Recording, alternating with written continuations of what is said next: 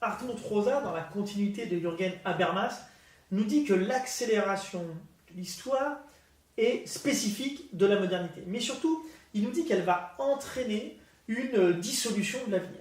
Comment ? En provoquant un épuisement, tout simplement, des énergies qu'on appelle les énergies utopiques. Ces énergies utopiques, elles sont anciennes, elles ont été inaugurées avec l'Utopie de Thomas More, un livre qui date de 1516. Et pourtant, même si les tentatives de prévision et d'anticipation sont de plus en plus laborieuses au fur et à mesure de justement l'accélération technique et politique, eh bien le souci de l'avenir a quand même réussi à résister à la tyrannie du présent. Il est même, on peut dire, resté au cœur de la modernité. On le voit avec le récent débat sur les utopies réalistes ou non, comme par exemple le revenu universel. Les utopistes ont même réussi à survivre parce qu'ils ont délaissé en fait la métaphore géographique de l'île imaginaire, de la terra incognita, pour élaborer une nouvelle vision, une vision du futur, qui soit une vision non plus spatiale, mais une vision temporelle. L'ailleurs est devenu un avenir, un peu l'inverse de l'à-présent de Walter Benjamin. Et en devenant justement ce concept plus spatial, on va dire, l'utopie est devenue une idée. Une idée qui, certes, ne s'est pas encore réalisée dans le présent, sinon ce ne serait pas une utopie, mais une idée qui doit ou qui pourrait l'être à plus ou moins brève échéance. C'est ce qu'on pourrait appeler une idée qui a de l'avenir, ou une idée qui fait son chemin, si on voulait paraphraser ce que écrivait Jacques Pilan sur l'affiche de François Mitterrand à propos du socialisme pendant la campagne des législatives de 1978. Et l'utopie, au fond, est même devenue l'idéal d'une société future alternative, qui se considère comme meilleure, comme plus bénéfique, comme plus soutenable. Et elle est bien aidée en cela par la fiction, justement. Aujourd'hui, il suffit d'allumer une télévision, d'ouvrir un livre, d'aller dans une librairie, pour comprendre qu'une nouvelle évolution, une nouvelle révolution est en train de se passer. Et c'est cette contre-révolution hegelienne qui agit. Cette contre-révolution, c'est quoi ? Vous savez, il y a la dialectique du maître et de l'esclave. C'est-à-dire que Hegel définissait l'esclave comme celui qui, par son travail actif, transforme la nature, tandis que le maître, lui, vit passivement, oisivement, dans la jouissance immédiate de la consommation. Parce que justement, il fait réaliser, il délègue à son esclave. Et Hegel explique, il retourne le sens, que finalement, c'est l'esclave, en transformant le monde, qui parvient à devenir autonome tout en se transformant lui-même, en s'émancipant, si vous voulez, pour revendiquer un monde qui est devenu humain, tandis que le maître, lui, se rend finalement peu à peu étranger à ce monde, à son monde, un monde qu'il ne reconnaît plus dans la reconnaissance que lui en fait l'esclave. Et c'est le travail aliéné de l'esclave qui, paradoxalement pour Hegel, est la voie de sa libération. Parce que c'est lui qui lui donne le pouvoir de renverser le rapport de domination pour trouver l'égalité dans l'accomplissement de ce fameux monde humain. C'est un peu, vous savez, le travail rend libre qu'avaient mis les nazis sur le centre de concentration, mais sans comprendre l'ironie de l'histoire. C'est-à-dire que le maître a absolument besoin de l'esclave. Il a besoin de le connaître pour se connaître lui-même. Et c'est la base du conflit humain. C'est la base de cette prise de risque inhérente finalement à la prise de pouvoir dans une relation, comme à l'échelle d'une société, du fameux 51%. Avec cette maxime hegelienne que Jean-Pierre Chevènement choisira pour nommer ses mémoires en 2020, qui veut risquer sa vie, la sauvera. Et c'est le combat de l'utopie qui se réalise parce qu'une fois maître, tout individu redevient passif. Et c'est son esclave qui s'accomplit et qui peut devenir libre en faisant d'une certaine manière de son maître son esclave. Et ce même Hegel pensait d'ailleurs que la philosophie ne pouvait pas faire de prophétie. Parce qu'elle devait à l'époque se contenter de penser le présent dans sa profondeur historique et retirer de son champ d'étude carrément le domaine imprévisible de l'avenir. Et pour lui, Hegel, l'erreur de l'utopie serait d'ailleurs de sauter au-delà de son temps.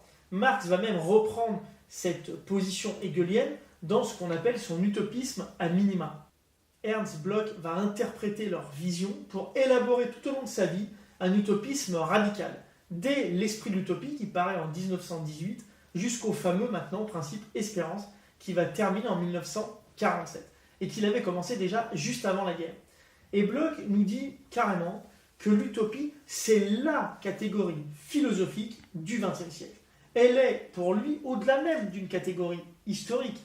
Elle est l'espérance, elle est le rêve éveillé d'une société meilleure qui entend désormais transformer le monde, ne plus le subir. Et il nous montre, Bloch, la montée en puissance de ce concept justement d'utopie dans la modernité, conjointement à la modernité, qui va passer finalement du statut d'une possibilité fictive, un peu inapplicable, à celle d'une possibilité tout à fait réalisable, bien que future.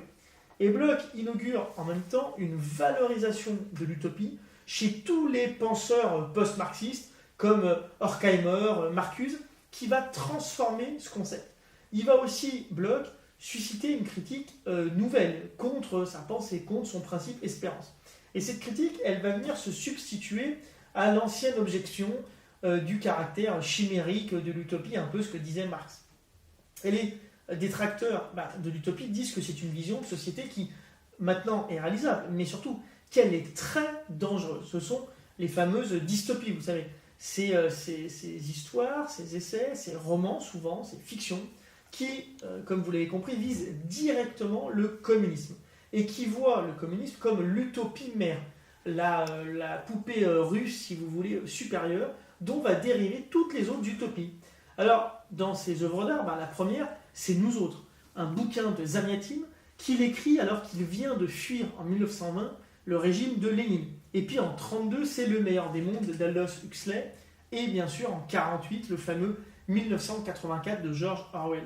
En 1948, justement, dans ce livre, il fait allusion à l'URSS de manière très transparente, et le philosophe Karl Popper va publier la même année, vous savez, Popper, c'est celui qui a pensé, qui a théorisé la fameuse société ouverte, qui va inspirer la fondation de George Soros, mais il publie en 1948 un texte qui s'appelle Utopie et violence. Et pareil, il met dans le même sac le nazisme et le communisme.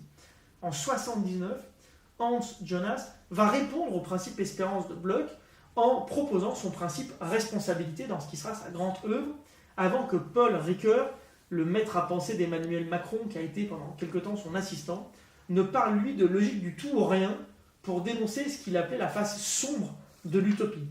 Et c'est la chute du mur de Berlin, puis l'effondrement dans la foulée du communisme, qui va être interprété comme l'échec de l'utopie marxiste, l'échec du communisme, et plus largement, l'échec de toutes les utopies révolutionnaires. Fukuyama dira même que c'est la fin de l'histoire, en fait. C'est le dernier homme, dans son essai de 1992, qui a fait un bruit fracassant, avant que Huntington ne lui réponde, en formulant, lui, en 1996, ce qu'il appelle le choc des civilisations, ce qui va être le premier bréviaire, pour la première matière à penser des néoconservateurs américains. Mais pour bien comprendre pourquoi l'utopie a réussi à survivre, eh bien, il faut creuser une utopie particulière, celle du temps libre, celle du loisir. Et il faut comprendre que dans les années 90, elle va coïncider justement avec l'essor d'Internet, avec cette philosophie qui est d'abord horizontale, ouverte de l'Internet, pile au moment où l'URSS s'effondre. Et je vous recommande à ce propos un très bon livre qui a été édité en 2023 par la maison CF Éditions. C'est un entretien avec Fred Turner. Turner, c'est un professeur en histoire des médias à Stanford, qui est brillant, qui raconte des histoires extrêmement bien. Et dans ce livre, qui s'appelle justement Retour d'Utopie, il revient aussi sur tout ce qui s'est passé ces 10 dernières années, parce qu'ils ont sorti ce livre à l'occasion des 10 ans de la parution en français de son essai sur la cyberculture, à travers l'histoire d'un pionnier de la contre-culture californienne qui s'appelle Stewart Brandt. C'est lui qui avait créé, dans les années 60, le World Earth Catalog. C'est la bible de tous les pirates de la Silicon Valley et de toute la contre-culture d'ailleurs californienne, toute celle du do-it-yourself, du LSD, à qui il promettait de leur donner ni plus ni moins qu'accès aux outils. Et il a créé en 1996, bien plus tard, la Long Now Foundation, pour réhabiliter justement la pensée à long terme, à très long terme, et pour fournir le contrepoint d'une mentalité actuelle qui qualifie de trop pauvre parce que trop rapide, en promouvant partout une pensée de meilleure qualité parce que selon lui, elle est plus lente, elle est conçue de manière plus lente. C'est un peu ce qu'on appelle le slow made. Et pour penser cette contre-culture du temps libre, il faut bien voir d'où on part, d'où on vient. Marx, lui, il a critiqué les utopies sociales de la première moitié du 19e siècle, on l'a dit, particulièrement celle de Saint-Simon, celle de Fourier, celle de Cabet et même celle de Owen, qui avait mis en place une utopie communiste à New Lanark, qui à l'époque suscitait l'Asie et Quolibet, mais qui va finalement déboucher quelques décennies plus tard sur la limitation de la durée du travail des ouvriers à 10 heures par jour, ce qui pour l'époque est un énorme progrès, et surtout sur l'éducation des enfants, dans la loi américaine, la loi sur les usines. Marx, lui, il traite d'état immature ou embryonnaire de la lutte des classes, cet engagement. Et il dit, dans le manifeste du Parti communiste, que ces socialistes avaient échoué parce que, justement, ces utopiques avaient des conditions matérielles de l'émancipation qui faisaient encore défaut à leur époque, avant Marx.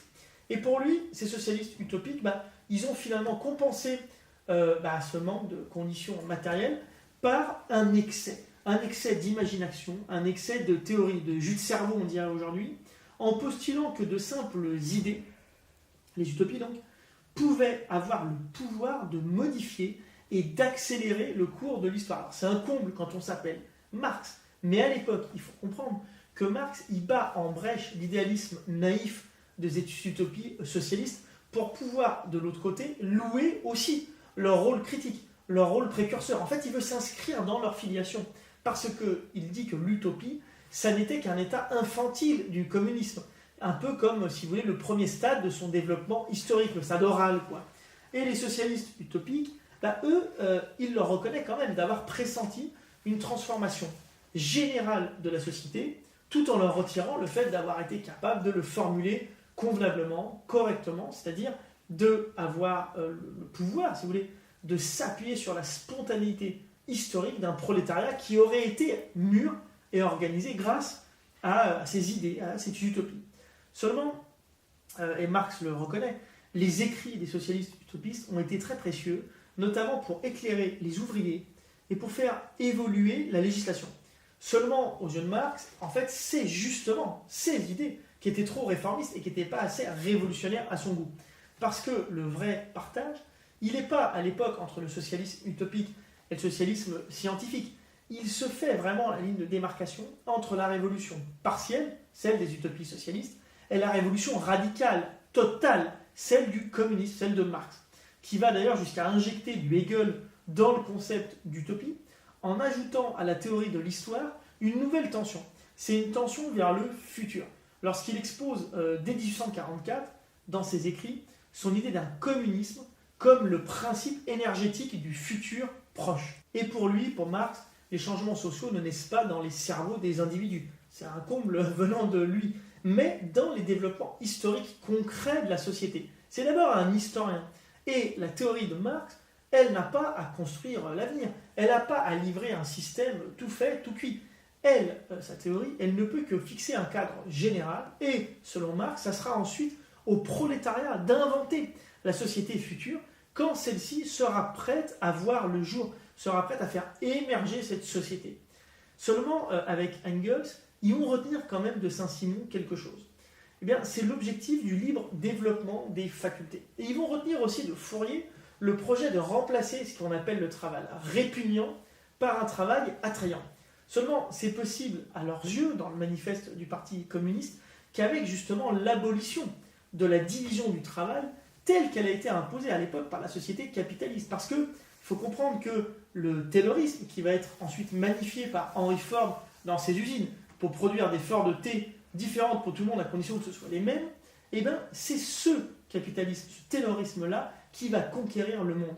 Ford, c'est en 1908, après Marx. Mais déjà, Marx décèle un moment puissant où chacun est obligé de demeurer, de rester, de s'astreindre à sa sphère d'activité, qui devient exclusive et déterminée, sous peur de perdre son métier, ses moyens d'existence, de subsistance. Et pour Marx, c'est cette fixation de l'activité sociale qui est, je le cite, la pétrification de notre produit en une puissance objective qui nous domine, échappant à tout contrôle, contrecarrant nos attentes, réduisant à néant nos calculs. On a l'impression qu'il parle de l'intelligence artificielle. Mais à l'époque, la division du travail et le machinisme, ce sont eux qui représentent ce moment capital du développement historique de l'humanité. Et Marx, d'ailleurs, va jusqu'à critiquer Adam Smith, le premier grand économiste, qui situait la source de la valeur dans le travail, la fameuse valeur travail. Parce que, pour Marx, c'est un effort, C'est un sacrifice, le travail, qui doit absolument être compensé, récompensé. Et pour cela, il va jusqu'à proposer un double système. Un système où le travail contraint serait réduit parce que justement il serait délivré du surtravail, de celui qui génère la plus-value, le profit du capitaliste, celui qui a pu trouver ses surplus, on va dire, de productivité. Et il serait aussi libéré de l'exploitation parce qu'il pourrait alterner le travailleur avec du temps libre, du travail libre, qui est non pas le travail contraint, mais le travail rendu libre grâce à une utilisation des machines qui a franchi de l'emprise du capitalisme, de ce désir d'avoir toujours plus. Et ces machines qui, finalement, pour Marx, sont la manifestation majeure de l'accélération technique au XIXe siècle, donc d'une certaine manière de l'accélération de l'histoire. D'abord parce qu'il faut se rappeler que leur développement est extrêmement rapide. On ne peut pas imaginer aujourd'hui ce qu'a été, par exemple, le métier à tisser automatique. Il a rendu obsolète le tissage artisanal qui faisait vivre des millions de familles en quelques années seulement. Alors que, comme on dit encore à Lyon, pour être un bon canut, il y faut beaucoup d'âme. Et ensuite, parce que ces machines vont accélérer aussi la cadence du travail. Alors, elles vont accélérer la productivité, mais aussi l'épuisement, la fatigue, la mort prématurée des ouvriers, des travailleurs. Elle accentue même la division du travail, puisqu'elle cantonne désormais l'ouvrier, la machine, dans une seule activité, mais qui devient extrêmement pauvre, extrêmement abstraite, puisqu'elle ne choisit ni les gestes, ni la cadence. C'est ce que montre génialement Charlie Chaplin en 1936, dans ses très ironiques temps modernes, où on le voit rentrer physiquement dans la machine. C'est une métaphore qui dit tout de l'époque. L'ouvrier est avalé. Et Marx, à cette époque, considère que cette productivité qui est décuplée, elle diminue le travail nécessaire pour produire les biens indispensables à l'entretien de la force de travail, c'est-à-dire à la survie globalement, au fait de se nourrir, de se loger, de répondre aux principaux besoins de l'humanité. Et au fond, pour Marx, c'est le machinisme qui va poser les bases matérielles d'une société où le travail libre et attractif pourrait s'épanouir. C'est ce qu'il manquait en fait aux socialistes idéalistes. Et lorsqu'on parle de propriété privée des moyens de production, il faut bien comprendre qu'on ne parlait pas à l'époque de l'iPhone de l'entrepreneur. On parlait de ces machines d'ailleurs, en grande partie, parce que le temps libéré par les gains de productivité, il était à l'époque entièrement réinvesti par les capitalistes, sous forme de surtravail imposé aux salariés. Il faut comprendre qu'à l'époque, il n'y a même pas d'impôt. Donc tout allait dans la poche du capitaliste à cause d'un surtravail qui en fait faisait que l'ouvrier produisait pour le même salaire beaucoup plus de marchandises. C'est la source de la fameuse plus-value que va conceptualiser Marx. C'est aujourd'hui ce qu'on appelle la scalabilité, vous savez, que recherchent toutes les startups, toutes les entreprises qui ont besoin de lever des fonds, de satisfaire aux exigences, par exemple, de l'épargne publique, de la bourse, parce que on leur explique que ce qui compte, ce n'est pas leur soutenance, c'est leur capacité à accélérer, à gagner de la croissance plus vite que les autres. C'est le modèle d'Amazon.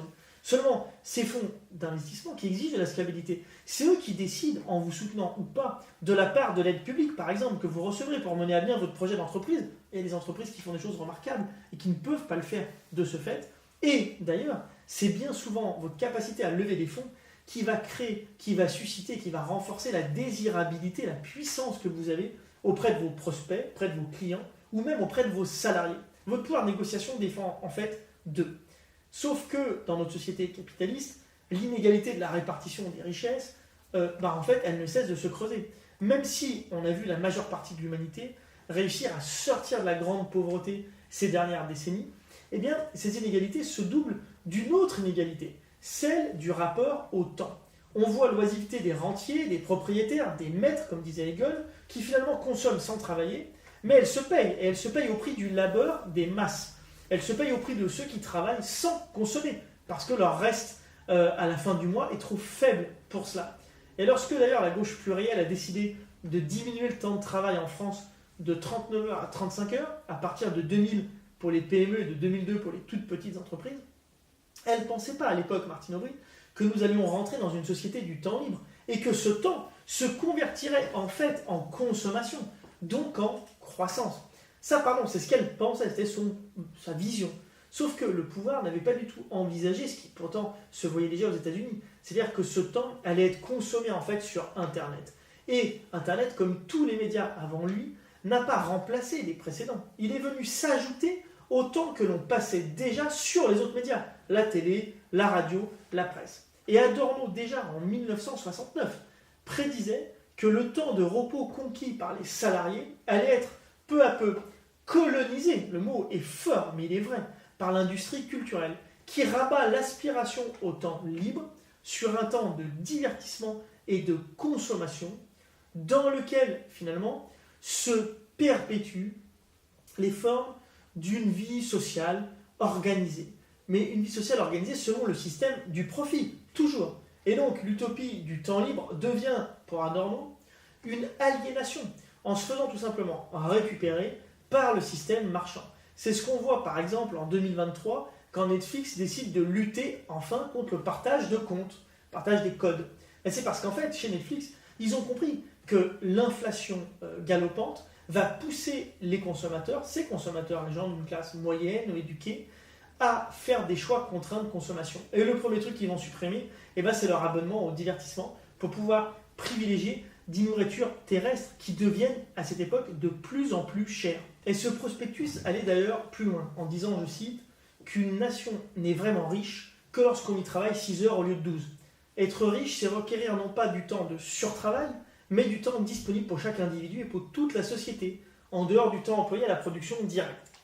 Finalement, cette richesse immatérielle du temps libre dont il parle, elle doit être équitablement répartie au lieu de rester le privilège de quelques-uns.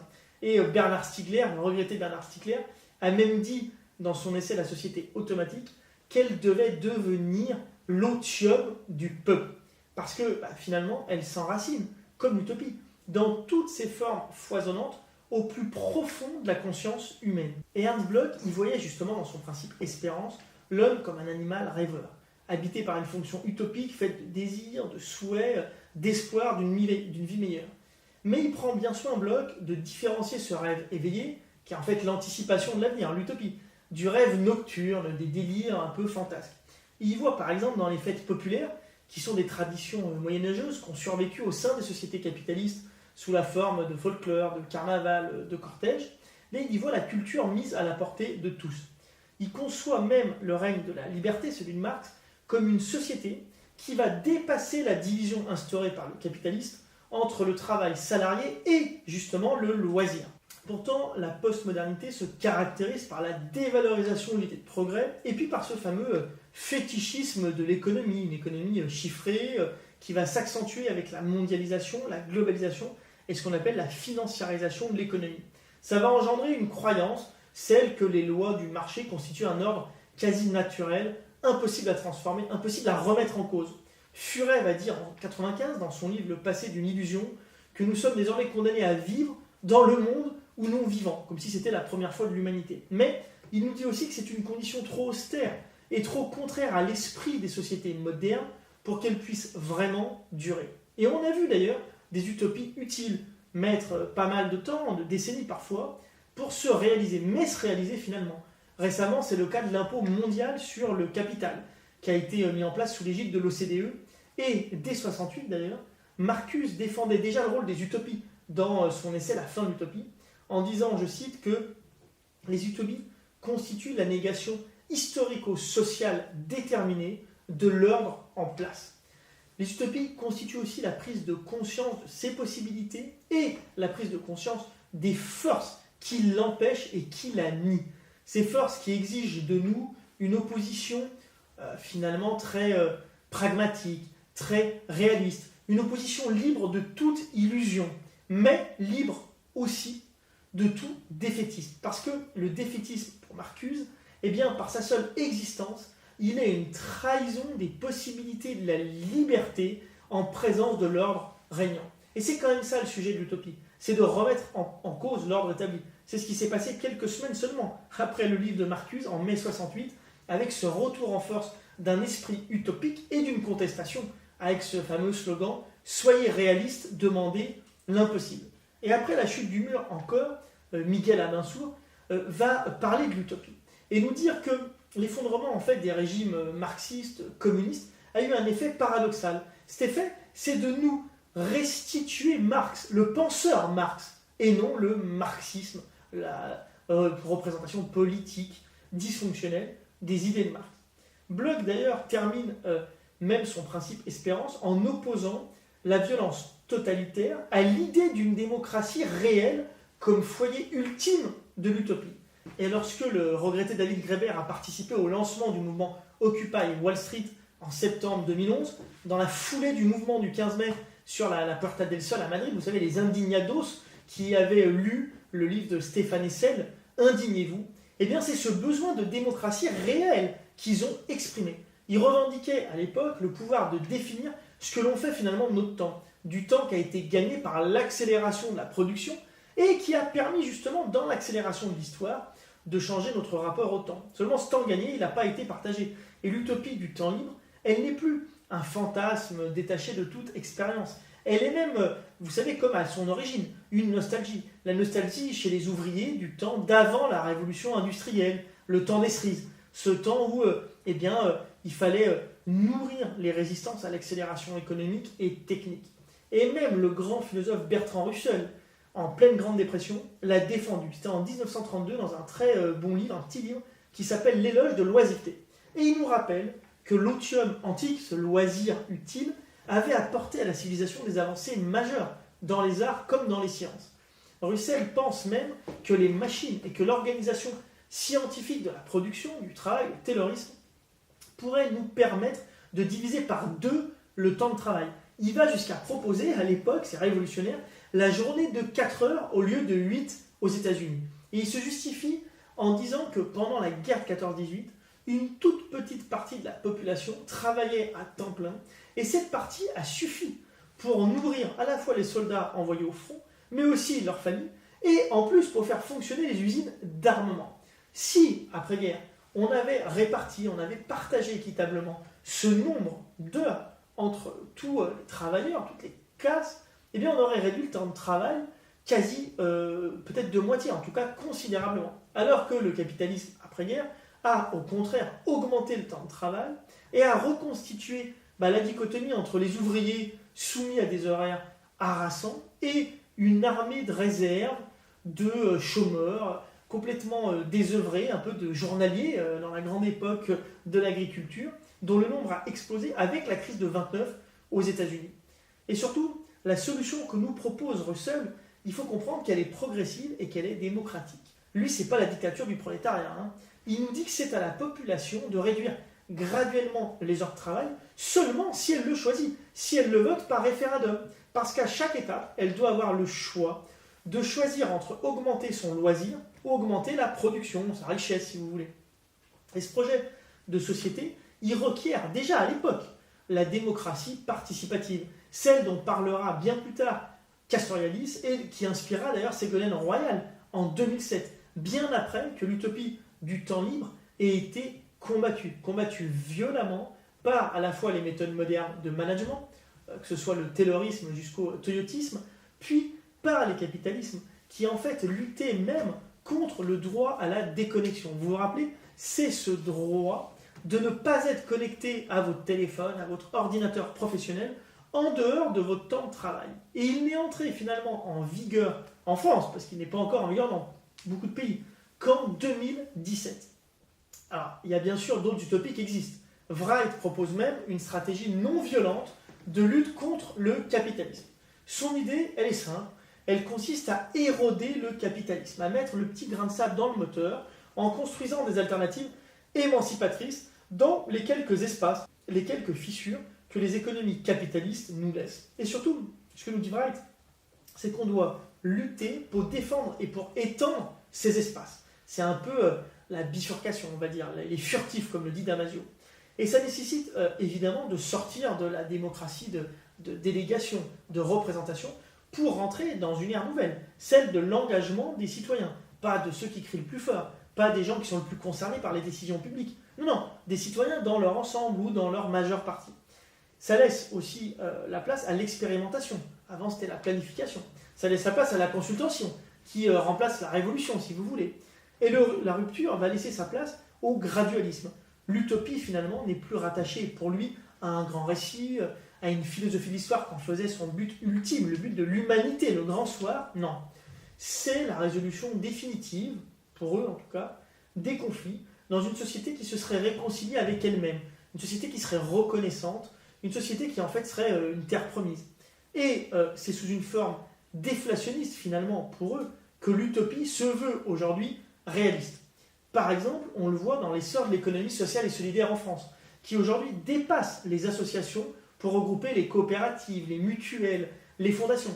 Et cette économie sociale et solidaire, elle représente 10% du PIB en France et 14% des emplois privés. Et on peut penser que maintenant que les salariés cherchent de plus en plus de sens à leur métier, d'impact positif sur la société, et que les indépendants cherchent davantage de sécurité dans des temps de plus en plus incertains, qui a déjà commencé à les déclasser socialement, eh bien l'ESS va devenir une utopie concrète, une utopie réaliste, et avoir de très beaux jours devant elle.